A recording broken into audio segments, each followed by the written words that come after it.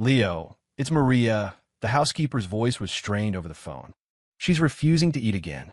I stormed into the darkened room, my eyes adjusting to find Claire curled up in the far corner of her massive bed. Claire, I said softly, the sun's out today. It's beautiful. She looked up, and her eyes were empty, hollowed out. What's the point of being alive? Later, so much later, she would finally smile for me again. And on that very same day, I would have to look her in the eye and say, I never loved you. My name is Leo Morgan. I was a standard-issue tech drone, another casualty of the startup grind, and the brutal hours had bleached all hope for my life. Then one night, after a code sprint that had me staring at a screen until 3 a.m., I finally passed out with my face glued to the keyboard. And then, I shot upright in bed, my heart hammering. I took in my surroundings, my mind reeling. This wasn't my cramped studio apartment in Brooklyn. This was a sprawling, sun-drenched bedroom that looked like it belonged on the cover of an architectural magazine, with heavy oak furniture and floor-to-ceiling windows overlooking a vast, green lawn. Sir, you're awake? A woman in a neat uniform, a housekeeper, I guessed, stepped into the room. It's about Miss Claire. She's refusing to eat again. Your father asked if you would try talking to her. I was completely lost. What the hell was happening? Was I dreaming? Then, a flood of memories that weren't mine rushed into my head. I'd been dropped into the life of another Leo Morgan, the heir to a fortune. And Miss Claire was Claire Sullivan, my childhood friend. According to this new intel, Claire had always been quiet and withdrawn, but recently she'd fallen into a deep depression, shutting herself away from the world. The whole family was terrified for her. A thought, clear and sharp, cut through my confusion. I'm from the 21st century. I know about this stuff. How hard could it be to help someone with depression? Claire's room was sealed behind thick, blackout curtains, making midday feel like midnight. I pushed the door open and saw a frail silhouette huddled in the corner of the bed. That was Claire. Claire. I called out gently. She looked up, her face pale and drawn. Her eyes were vacant. Leo, what are you doing here? A pang of sympathy hit me. I walked over and sat on the edge of the bed. I heard you weren't eating. You can't keep doing this. I'm not hungry. She looked down at her hands. Besides, it doesn't matter. There's no point to any of it. I sat beside her, keeping my voice low. Claire, you know, your meaning in life isn't about what other people think. It's about you. She froze, a flicker of surprise in her eyes. It was obvious she'd never heard anything like that before. Look, I said, pointing toward the window. The sun is amazing out there. Why don't we go for a walk? No, I don't want to, she whispered, shrinking further into the corner. I thought for a moment, then an idea hit me. Okay, then how about I tell you a story? What story? It's about a little stray dog who was afraid of everything. From that day on, I went to Claire's room every day. I told her stories from my world, silly jokes I remembered from the internet, and I started weaving in basic concepts from psychology.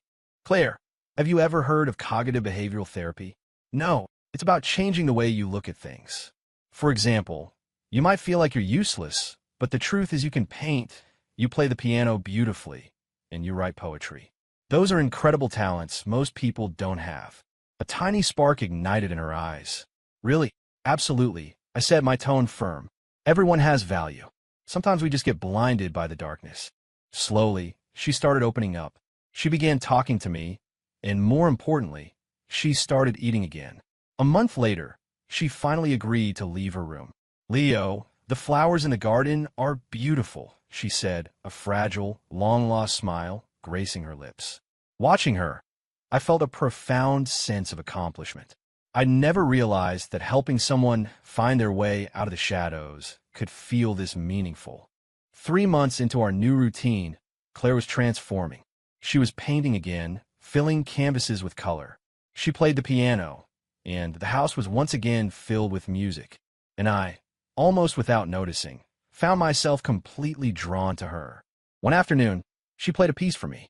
The melody was crisp and clear, and the way she focused on the keys was captivating. Claire, that was incredible. She blushed. It's all because of you, Leo. If it weren't for you, I might have. Don't say that. I cut in gently. The past is the past. She nodded, then gathered her courage. Leo, why did you decide to help me? I paused, then offered a smile. Because you're my oldest friend. Who else would I help? But I knew, even as I said it, that it was already more than that. After her recovery, Claire blossomed. She became brighter, more animated. She would seek me out to chat, show me her latest painting, or play a new piece she'd learned on the piano. I found myself looking forward to our time together more than anything. Leo, look at what I painted today. She ran up to me, holding out a canvas. It was a painting of the two of us in the garden. It's amazing, I said honestly. You're getting better every day. Yeah, she beamed proud. I've decided. From now on, I'm only painting for you. My heart warmed, but I kept my cool on the surface. Well, in that case, I'll have to get a bigger vault. In truth, I had already carefully stored every single painting she had made since she'd started again. One day, she asked me out of the blue, Leo, is there anyone you like? My heart skipped a beat, but I managed a casual, not at the moment. What? Oh, no reason, she said, looking down at her feet. Just wondering. Seeing her disappointment, a wave of regret washed over me. I wanted to say it right then. Yes, it's you. 6 months later, Claire had made a full recovery. She was not just back to her old self. She was more vibrant and beautiful than ever. One afternoon, she found me by the library, a nervous energy about her. Leo, I have to tell you something. What is it? She took a deep breath. I'm in love with you.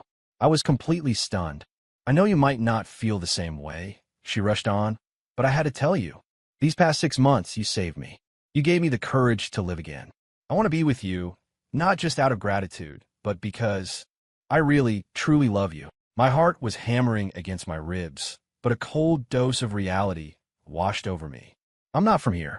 One day I have to go back. And besides, her feelings were probably just a mix of gratitude and dependency. It couldn't be real love. Claire, you're still figuring things out, I said, the words tasting like ash in my mouth. You shouldn't rush into anything. Disappointment clouded her face.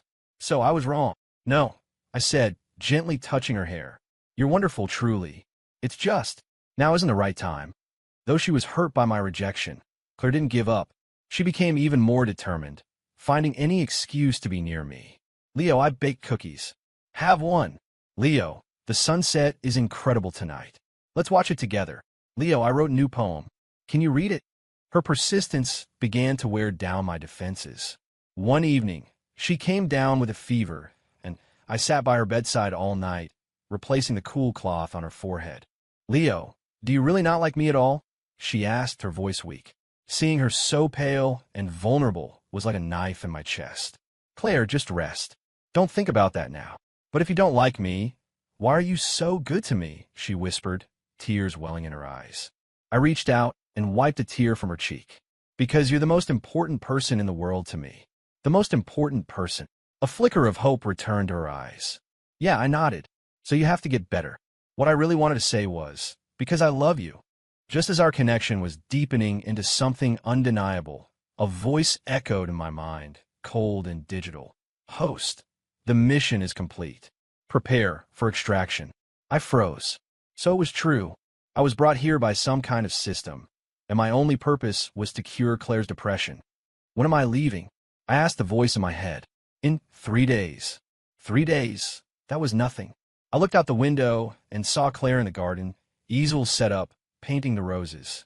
An overwhelming sense of loss washed over me. But I knew I had to go. This wasn't my world. I couldn't ruin her life by staying.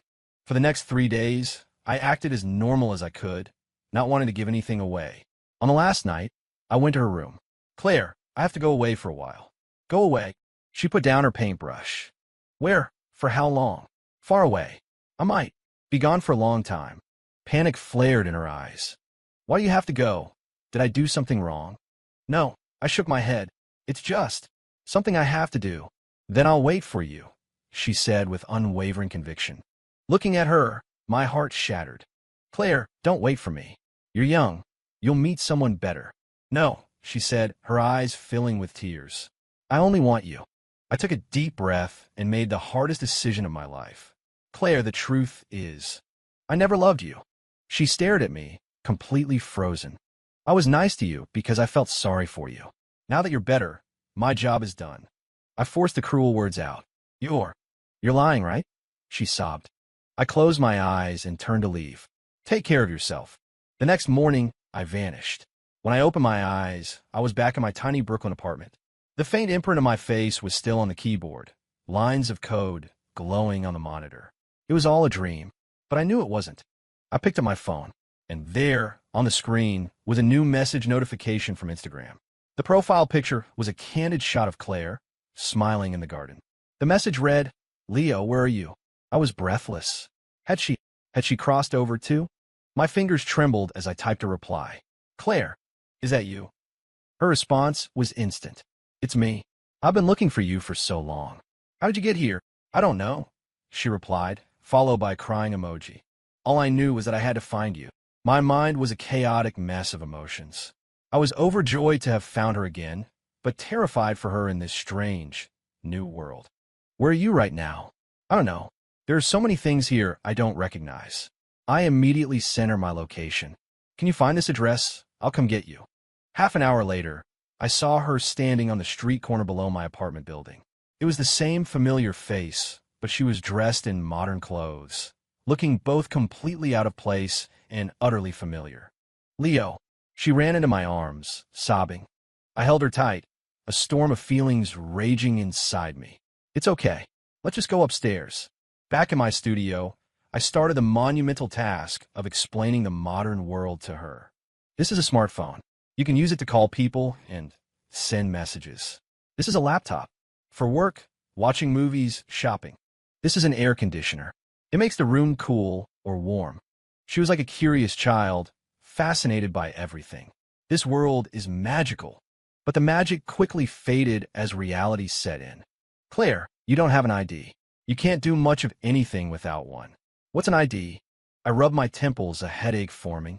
Getting her settled in this world was going to be a long, complicated process. In the weeks that followed, I managed to pull some strings and get Claire a legal identity, found her a part-time job at a local art supply store, and taught her the basics of modern life. But I kept a wall between us. "Leo, why won't you talk to me?" "I'm busy with work." "Then why won't you have dinner with me?" "I have to work late." "Then why won't you watch a movie with me?" "I'm tired." The truth was I was scared. I was terrified that if I let my guard down, I would never be able to let her go again. Claire looked at me, her eyes brimming with hurt. "Leo, are you still mad at me?" "No." "Then why are you being so cold?" I turned my back to her. "I just don't think we're right for each other." My coldness didn't deter her. Every morning, she'd have breakfast ready for me. "Leo, I learned how to make pancakes. Try some." "I'm not hungry." "Then I made you a smoothie." "For the vitamins." "I'm not thirsty." "Then I bought you your favorite coffee from the corner cafe." I don't want it." Disappointment flashed across her face, but she persisted. "Okay, I'll leave it here in case you change your mind." Every night, she would wait up for me. "Leo, you must be exhausted." "Yeah, I made some soup. You should have some." "I don't want any." "Then I drew a hot bath for you." I could do it myself. Watching her bustle around, trying so hard, filled me with a mixture of warmth and overwhelming guilt. Though I acted indifferent, I was always watching over her. Once she got sick, I pretended not to care, but I secretly bought medicine and left it on her nightstand. "Leo, did you buy this for me?" "No. Must have been the neighbors." "The neighbors? We don't know them." "Well, maybe the delivery guy made a mistake." She smiled faintly. Would a delivery guy buy cold medicine for a stranger? I felt my face flush and quickly changed the subject. "Just take the medicine."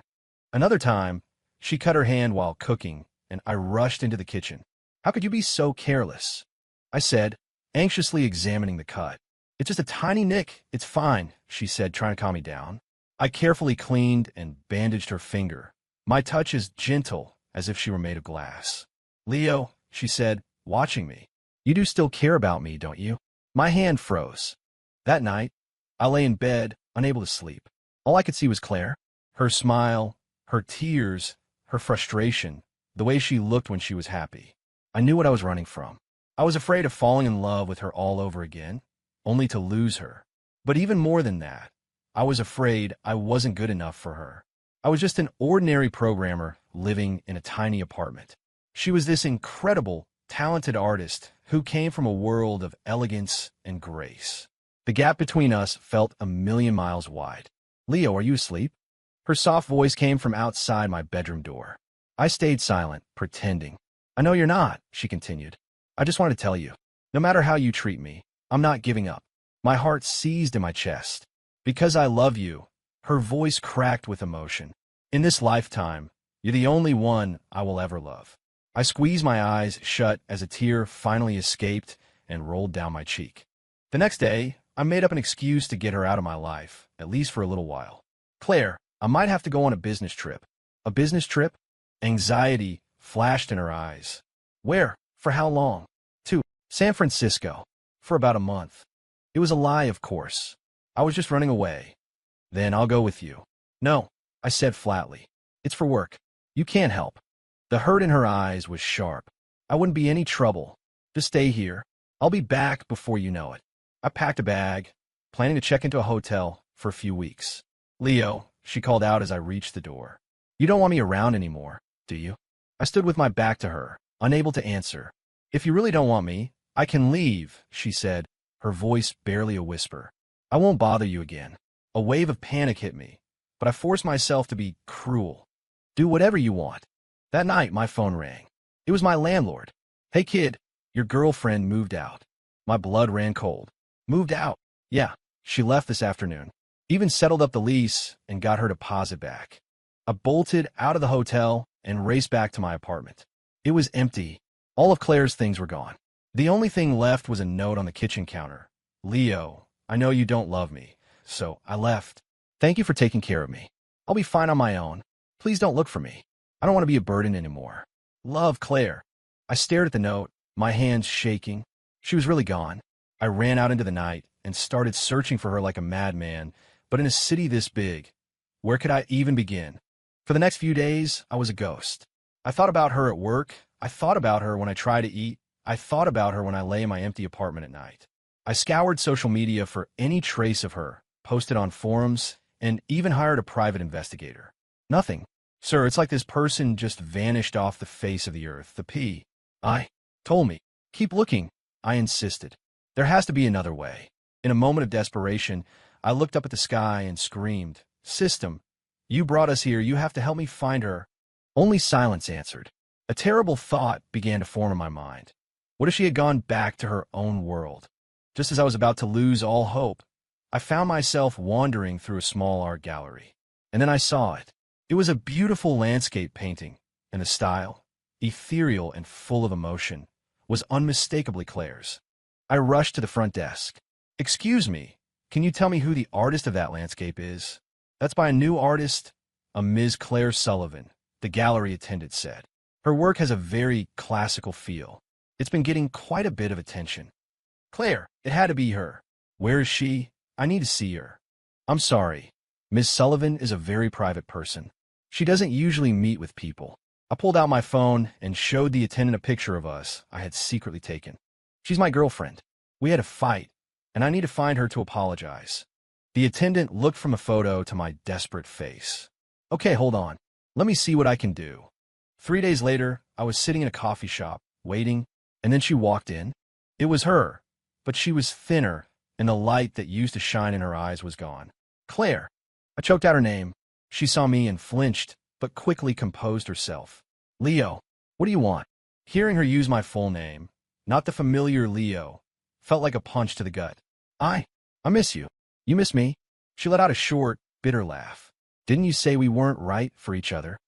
I was wrong, I said, my voice thick with regret. I shouldn't have treated you that way. Wrong.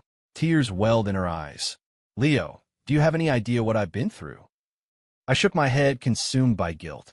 I spent every single day wondering what I did wrong, she cried. I worked so hard to learn about this world, hoping I could finally be good enough for you. And you just threw me away. I reached out to wipe her tears, but she pulled back. Claire, I know I hurt you, I said, my voice pleading. Please, just give me one more chance to make it up to you. Make it up to me? She looked at me, her expression unreadable. How? I'll do anything. Anything at all, if you'll just forgive me. She was silent for a long time. Finally, she spoke. Leo, I'm so tired. I know. It's all my fault. I need time to think. I nodded immediately. I'll wait. I'll wait as long as it takes. She stood up. I have to go. Watching her walk away felt like my heart was being torn in two. But I wouldn't give up. I was going to win her back. From that day on, I began a relentless campaign to win her back. Every morning, I waited outside the art studio she rented, holding a coffee and breakfast. "Claire, I got you that bagel with the veggie cream cheese you like." "Thanks, you can just leave it there," she'd say without looking up from her canvas. At noon, I would bring her lunch. "Claire, it's a little chilly today, so I brought you some soup." "Okay." Her voice was always flat. At night, I would wait to walk her home. "Claire, let me walk you. I'm fine on my own." I was rejected countless times, but I never stopped trying. I started learning new skills, anything I thought might help her. I learned to cook so I could make her favorite meals. I studied art supplies so I could help her mix paints and organize her studio. I even learned how to professionally frame her finished canvases. Slowly, very slowly, things started to change. "This soup is actually good. You mixed this color perfectly. This frame looks beautiful." They were small victories, but to me, they felt monumental. A month later, her attitude had softened. She was no longer so cold, and sometimes she would even start a conversation. "Leo, why are you doing all of this?" "Because I need to fix my mistake." "Is it worth it?" She looked at me. "For someone who doesn't love you anymore." I met her gaze directly. "Claire, do you really not love me anymore?" She hesitated, then looked away. "I don't know." "Then let me prove it to you," I said, taking her hand. "Let me earn your heart back." She didn't pull away, and in that moment, I felt a surge of hope. Another month passed, and I knew the time was right. I went to her studio early and filled it with hundreds of her favorite flowers, white gardenias. "Claire, I need to talk to you." She walked in and gasped, her eyes wide with surprise. "Leo, what is all this?" "I love you," I said, dropping to one knee. "I really, truly love you, Leo." Tears began to stream down her face. "I know I hurt you, but I finally understand," I said, looking up at her. "A world without you in it is meaningless to me." "But—" "No buts," I interrupted. "I love you. Not out of pity, not out of duty. I love you for you." She was sobbing now. "I love you too. I never stopped loving you." I stood up and pulled her into a tight embrace. "I'm so sorry I put you through all that." "It's okay," she whispered into my chest. "As long as you're back." After we got back together, life became impossibly sweet.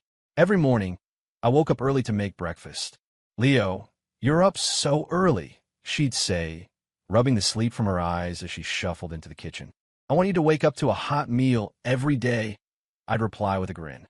"You're going to spoil me." "That's the plan," I said, pinching her cheek. "I'm going to make you the most spoiled, happiest woman in the world." She would blush and playfully push me away. We'd go shopping, and I'd patiently wait as she tried on a dozen different outfits.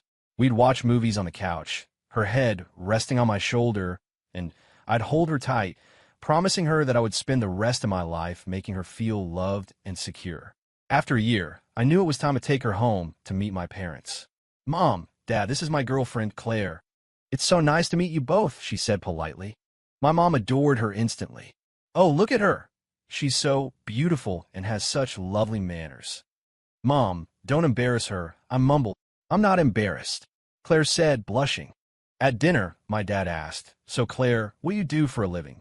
"I'm a painter, sir." "A painter?" my dad said, intrigued. "We'd love to see your work sometime." Claire showed them photos of her paintings on her phone, and my parents were blown away. "Wow, she's incredible," my mom exclaimed. "Our Leo is a lucky man." "Mom, it's me who's the lucky one," Claire said sweetly. Seeing her fit in so perfectly with my family made my heart feel full. After 2 years together, I decided to propose. I planned it all in secret, choosing the place where we had our first real date after getting back together, a small botanical garden downtown.